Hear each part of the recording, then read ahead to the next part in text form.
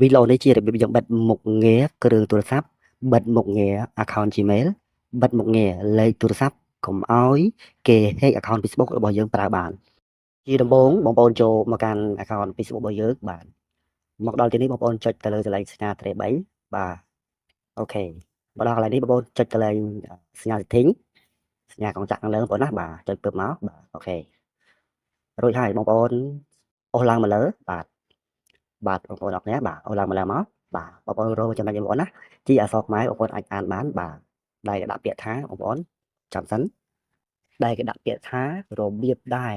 មនុស្សអាចរកឃើញទំនាក់ទំនងអ្នកអូខេបងប្អូនចុចមកកាន់ទីហ្នឹងមកបងប្អូនពឹបមកបាទអូខេបងប្អូនអូសឡើងមកលើបន្តិចបងប្អូនណាអូខេនេះបងប្អូនណាបាទគឺលើចំណុចត្រង់នេះបងប្អូនណាបងប្អូនត្រូវបិទតាមខ្ញុំបងប្អូនបាទហ្នឹងហើយនេះចំណុចទី1បងប្អូនបិទមុខងារ Gmail បងប្អូនបាទបងប្អូនជួយមកកាន់នេះមកបាទចុចមកកាន់មកបងប្អូនអាចអានជាអក្សរខ្មែរបានបាទបងប្អូនចុចមកបាទខ្ញុំមិនអាចអានបញ្ជាក់បានទេបាទមកវីដេអូវិញបងប្អូនជួយមកកាន់ទី1បងប្អូនណាបាទបងប្អូនចុចមកកាន់មកអូខេមកដល់កន្លែងនេះបងប្អូនកុំបើកសាធារណៈបងប្អូនយកចុចសង្កត់អត់ទេចេញសញ្ញាកន្លែងសោហ្នឹងអូខេបងប្អូនអរគ្នាបងប្អូនចុចឲ្យចេញសញ្ញាព្រីបែបហ្នឹងមកបងប្អូនថយទៅក្រោយវិញ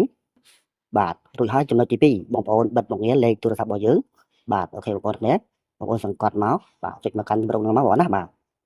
ចំណុចទី2បងប្អូនណាបាទចុចមកកាន់ហ្នឹងមកបាទគ្រឹបបាទមកដល់នេះបងប្អូនទៅគ្រីសយកខាងក្រោមដូចគ្នាបាទឲ្យទៅកន្លែងស្ងោហ្នឹងបងប្អូនណាគ្រីសដូចគ្នាមកបងប្អូនថយមកវិញមកបាទបងប្អូនទៅបិទមុខងារមួយទៀតគឺមុខងារគ្រឿងទូរស័ព្ទ model ទូរស័ព្ទ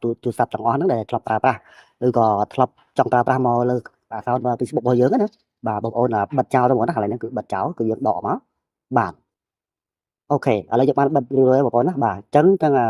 ទូគេស្គាល់លេខទូរស័ព្ទរបស់យើងគេស្គាល់ account Gmail របស់យើងក៏គេមិនអាច log in ប្រើប្រាស់ account Gmail របស់យើងបានដែរអញ្ចឹងវីដេអូក៏មានតែប៉ុណ្ណឹងបងប្អូនណាបាយបាយ